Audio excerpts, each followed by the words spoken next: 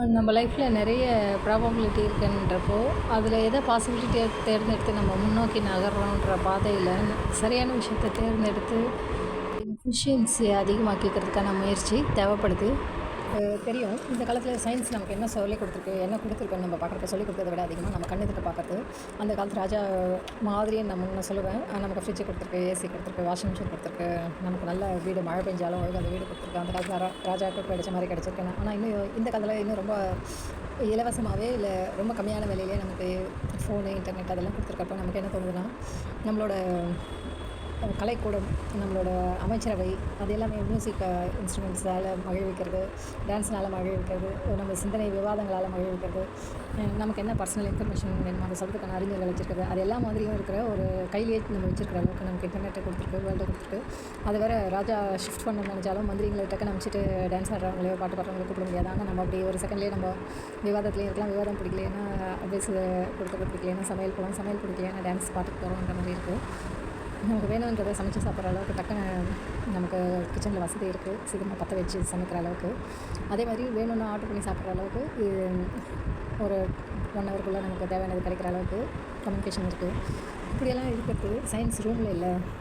Real வேர்ல்டில் இருக்குன்னு நமக்கு காட்டுது, ஃபீல்டில் இருக்குன்னு காட்டுது. நமக்கு இண்டஸ்ட்ரியலைசேஷன் மூலமா கையில் பணம் குடுத்துருக்கு. கொஞ்சம் உழைப்புக்கிறதுக்கான வாய்ப்பு குடுத்துருக்கு. அது வேலையில. அதனால தான் நமக்கு ஃபுட்டும் இருக்குது, ஸ்பேஸ் அண்ட் டைமும் கொஞ்சம் கிடைச்சிருக்குன்னும்போது, நம்ம மறுமலர்ச்சி சிந்தனைகள் காலம் ஆரம்பிச்சது. மறுமலர்ச்சி சிந்தனைகள் காலம் ஆரம்பிக்கிறப்போ, சமூக தடைகள் எல்லாம் ஓரளவுக்கு நீங்கி எல்லாருக்கும் கல்வி எல்லாம் கிடைக்கிறப்போ, ஃப்ரெண்ட்ஸ் ரெவல்யூஷன் எல்லோரும் சமன்ற நிலைலாம் வரப்போ, நமக்கு எல்லோருக்கும் உணவு கிடைக்குது. பல விதத்தில் உணவு ப்ராப்ளம் தீர்க்கப்பட்டு, இப்போ உணவு ஓவராக இருக்குது. அதனால் வர ப்ராப்ளம்ஸ் வருது. விழிப்புணர்வு இல்லாததுனால நம்ம புரிஞ்சுக்க முடியுது. அதை தாண்டி இப்போ நம்ம மெட்டா சயின்ஸ் காலத்தில் இருக்காங்கன்னு சொல்லலாம். Scientific study of science, research about ரிசர்ச்னு சொல்லிட்டு அதெல்லாம் எதுக்குன்னா நம்ம இன்னெபிலிட்டியை போக்குறதுக்காக தான். நம்மளோட பிக் டேட்டா அனலைஸ் செய்யப்படுறதுனால நம்ம எடுக்க வேண்டிய ப்ராபபிலிட்டி, அதாவது ஒரு பல ப்ராபபிலிட்டியில் எதை பாசிபிலிட்டியாக செலக்ட் பண்ணி நம்ம ஒரு ப்ராப்ளம் சால்வ் பண்ணலான்றதுக்கான முடிவெடுத்து தன்னுணர்வில் செயல்படுறதுக்கான முடிவுகளை சிறப்பாக எடுக்கிறதுக்காக பயன்படுற இடத்துக்கு வந்திருக்கோம். இதன் மூலமாக நமக்கு நல்ல ஃபுட்டு, நியூட்ரிஷன் கிடச்சிருக்கு, ஹெல்த் சப்ளிமெண்ட்ஸ் கிடச்சிருக்கு, செல்ஃப் ஹீலிங் கிடச்சிருக்கு, நிறைய ஸ்பேஸ் அண்ட் டைம் கிடச்சிருக்கு.